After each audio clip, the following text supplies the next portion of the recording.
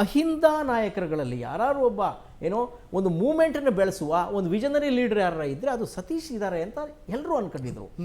ಈ ಬೆಳವಣಿಗೆ ನೋಡಿದ್ರೆ ಅವ್ರು ಎರಡನ್ನೂ ಕೇಳಿದ್ರಂತೆ, ಎರಡೂ ಕೊಡಲ್ಲ ಅಂತ ಹೇಳಿದ್ರಂತೆ, KPCC ಬೇಡ ಅಂತ ಖಂಡ್ರೆಯವರು ಕೊಟ್ಟರಂತೆ. ಇದನ್ನು ನೋಡಿದ್ರೆ ಬಹುಶಃ ಈ ಇಡೀ ಎಪಿಸೋಡ್ನಲ್ಲಿ ಸಿದ್ದರಾಮಯ್ಯ ಎಂಬ ಆನೆಯನ್ನು ಕಟ್ಟಿ ಹಾಕುವ ಒಂದು ಈ ಕಾರ್ಯತಂತ್ರದ ಭಾಗವಾಗಿ ಕಾರ್ಯತಂತ್ರದ ಒಳಗಡೆನೆ ಕಾರ್ಯತಂತ್ರದ ಸನ್ನಿವೇಶದಲ್ಲಿ ಸತೀಶ್ ಅನ್ನೋ ಇನ್ನೊಬ್ಬ ಲೀಡರ್ನ ಫಿನಿಶ್ ಮಾಡಲಾಯ್ತಾ ಅಂತಕ್ಕಂಥ ಒಂದು ಅನುಮಾನ ಬರ್ತಾ ಇದೆ. ಇದಕ್ಕೆ ಸತೀಶ್ ಅವರೇ ಆನ್ಸರ್ ಮಾಡಬೇಕು. ಅವರಲ್ಲಿ ಕನಸಿತ್ತು. ಆಮೇಲೆ ಸಿದ್ದರಾಮಯ್ಯನವ್ರ ಬಗ್ಗೆ ಅಪಾರವಾದ ಗೌರವವೂ ಇತ್ತು. ಸಿದ್ದರಾಮಯ್ಯ ಅಹಿಂದ ಮೂಮೆಂಟ್ನ ಕಟ್ಟಿದಾಗ ಸರ್ ಮೊನ್ನೆ ಹೇಳ್ತಾ ಇದ್ರು, ಬೇಸಿಕ್ ಫಂಡ್ ಮಾಡಿದವರೇ ಅವರು. ಹೌದು, ಅವರು ಲಿಕ್ಕರ್ ಏನೋ ಹಿನ್ನೆಲೆಯಿಂದ ಬಂದವರು, ಶುಗರ್ ಇಂಡಸ್ಟ್ರಿ ಹಿನ್ನೆಲೆಯಿಂದ ಬಂದವರು, ಹಳೆಯ ರಾಜಕಾರಣಿ, ಅವರಲ್ಲಿ ಸಂಪತ್ತಿಗೇನು ಕೊರತೆ ಇಲ್ಲ. ಹಾಗಾಗಿ ಅಹಿಂದ ಎನ್ನುವ ಕಲ್ಪನೆ ಇಷ್ಟು ಬೇರೆ ಬಿಟ್ಟು ಬೆಳೆಯೋಕೆ ಅವರು ಫೈನಾನ್ಸ್ ಮಾಡಿದ್ದು ಒಂದು ಕಾರಣ. ಹೀಗಿರುವ ಸಂದರ್ಭದಲ್ಲಿ ಸಾವ್ಕಾರ್ ಸತೀಶ್ ಅವರನ್ನು ಮಿನಿಸ್ಟರ್ಗಾದಿಗೋಸ್ಕರ ಅವ್ರು ಬೆಗ್ ಮಾಡೋ ಥರ ಮಾಡಿದ್ದು, ಅಹಿಂದನ ಇನ್ನೇನು ಎಲ್ಲ ರೂಪುರೇಷೆ ರೆಡಿಯಾಗಿ ಇನ್ನೇನು ಲೀಡ್ ಮಾಡ್ತೀನಿ ಅನ್ನೋ ಹೊತ್ತಲ್ಲಿ ಅವ್ರೇನೂ ಅಲ್ಲ, ಇದಕ್ಕೂ ಅದಕ್ಕೂ ಸಂಬಂಧ ಇಲ್ಲ ಅನ್ನೋ ಥರ ಬಿಂಬಿಸ್ತಾ ಇರೋದಿದೆಯಲ್ಲ, ಬಹುಶಃ ಸತೀಶ್ ಜಾರಕಿಹೊಳಿ ವಿರುದ್ಧ ಬಹಳ ದೊಡ್ಡ ಒಂದು ಷಡ್ಯಂತ್ರ ನಡೆದಿರ್ಬೋದು, ಅಥವಾ ಆ ಬೆಳಗಾವಿ ಪಾಲಿಟಿಕ್ಸು ಇಲ್ಲಿ ಕೆಲಸ ಮಾಡಿರ್ಬೋದು. ಸತೀಶ್ ಅವ್ರನ್ನ ಕಂಡ್ರೆ ಆಗದೇ ಇರುವ ಬಹಳ ದೊಡ್ಡ ವರ್ಗ ಅಲ್ಲಿದೆ. ಹೌದು. ಸೊ ಕೆಲವು ಸಮುದಾಯಗಳು ಬಹಿರಂಗವಾಗಿ ಅವ್ರ ಜೊತೆ ಗುರುಸ್ಕೊಂಡ್ರು ಕೂಡ ಒಳಗೊಳಗೆ ಇವರು ಇವರ ಕುಟುಂಬದ ಪಾರಮ್ಯವನ್ನು, ಇವರ ಕುಟುಂಬದ ಪ್ರಾಬಲ್ಯವನ್ನು ಮುರಿಬೇಕು ಅಂತ ಪ್ರಯತ್ನ ಮಾಡ್ತಿರೋದಿದೆ. ಅದೇನಾದ್ರು ಕೆಲಸ ಮಾಡ್ತಾ ಈ ಏನೋ ಕಾರ್ಯತಂತ್ರದ ಏನೋ ಅಥವಾ ಷಡ್ಯಂತ್ರ ಅಂತಿರೋ, ಕಾರ್ಯತಂತ್ರ ಅಂತಿರೋ, ಈ ಪಾಲಿಟಿಕ್ಸ್ ಅಂತಿರೋ, ಆ ಪಾಲಿಟಿಕ್ಸ್ನ ಅರ್ಥ ಮಾಡ್ಕೊಳ್ಳೋದ್ರಲ್ಲಿ ಸಿದ್ದರಾಮಯ್ಯನವ್ರು ಏನಾದ್ರು ಸೋತು ಜಾರಕಿಹೊಳಿ ಅವ್ರನ್ನ ದೂರ ಇಟ್ರ? ಈಗ ಅಂಥದ್ದೇನು ಬಹಿರಂಗವಾಗಿ ಏನೂ ಆಗಿಲ್ಲಲ್ಲ, ಅವರೇ ಕರೆದು ಮಾತಾಡಿಸಿ ಏನು ಇದನ್ನು ಬಗೆಹರಿಸ್ಬೋದಿತ್ತ? ಇದೆಲ್ಲವನ್ನು ನೋಡ್ತಾ ಇದ್ರೆ ಸರ್, ಸಿದ್ದರಾಮಯ್ಯನವರು ಮತ್ತು ಸತೀಶ್ ಜಾರಕಿಹೊಳಿಯ ಮಧ್ಯೆ ಒಂದು ರಿಫ್ಟ್ ಇರೋದಂತೂ ಖಚಿತ ಅಂತ ಅನುಮಾನ ಬರ್ತಾ ಇದೆ ಸರ್. ಏನು ಹೇಳ್ತೀರಿ ಸರ್, ನಾವೇನು ಹೇಳ್ತೀರಿ? ಇಲ್ಲ, ಅಂದರೆ ನೀವು ಹೇಳಿದ್ದು ಸತ್ಯಾಂಶಕ್ಕೆ ಭಾಳ ಹತ್ತಿರವಾಗಿದೆ.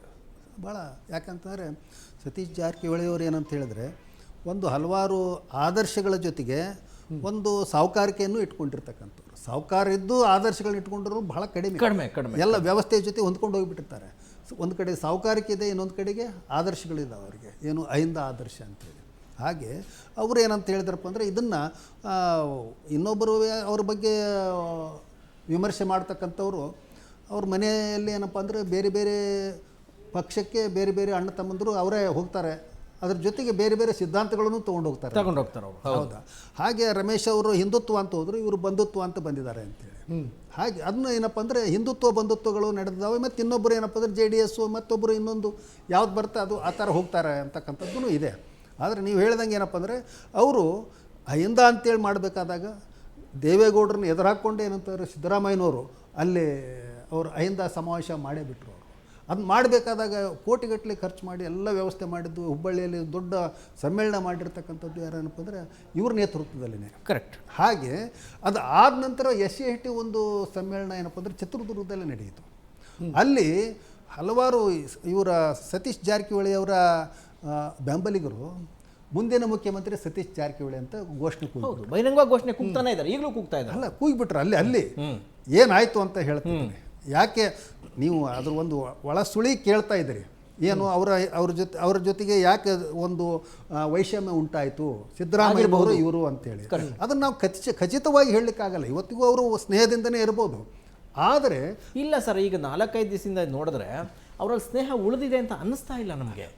ಮೊನ್ನೆ ನೋಡಿ 2 ಪ್ರೆಸ್ ಮೀಟ್ ಮಾಡಿದ್ರು ಸರ್.